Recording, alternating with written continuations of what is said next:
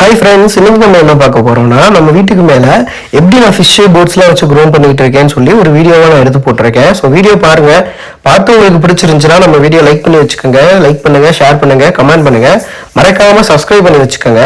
நம்ம கேஜுக்குள்ள போய் பார்த்தா தெரியும். ஃபர்ஸ்ட் நம்ம என்ன வச்சிருக்கோம்னு பார்த்தீங்கன்னா ஜீப்ரா ஃபின்ச்சஸ். இதுக்கு முன்னாடி நான் ஒரு வீடியோ போட்டிருப்பேன், அந்த வீடியோ போய் பார்க்காதவங்களும் போய் பாருங்க. அப்ப நம்ம கிட்ட வெறும் 2 பேர் மட்டும் தான் இருந்தது, ஒரு பேர் மட்டும் தான் இருந்துச்சு. அதை வச்சு நான் இப்போ எப்படின்னா எக்லே பண்ணி பார்த்தீங்கன்னா நான் வந்து ஃப்ரைஸ் எடுத்திருக்கேன். அதுல இருந்து பார்த்தீங்கன்னாலே தெரியும், உள்ள 2 இருக்கும், வெளியில 2 இருக்கு. கிட்டத்தட்ட 4 வந்து எக்லே பண்ணி நான் எடுத்திருக்கேன்.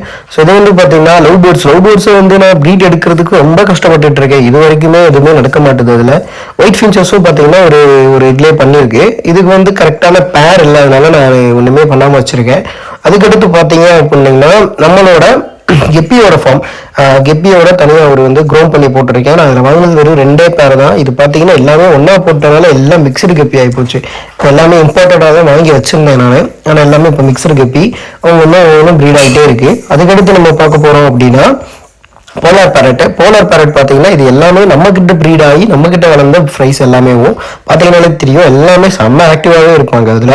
அதுக்கடுத்து பார்த்தீங்கன்னா நம்ம ஃபேவரட்டான அலிகேட்டருக்காருக்கு இந்த மாதிரி ஒரு செட்டப் போட்டு கொடுத்ததுக்கு அப்புறம் தான் அதோட ஒரிஜினாலிட்டி கலரே வந்துச்சு. அதுக்கு முன்னாடி பார்த்தீங்கன்னா பியூர் ஒயிட்டாகவே இருக்கும். நான் போட்ட வீடியோலாம் போய் பார்த்தீங்கன்னாலே தெரியும்.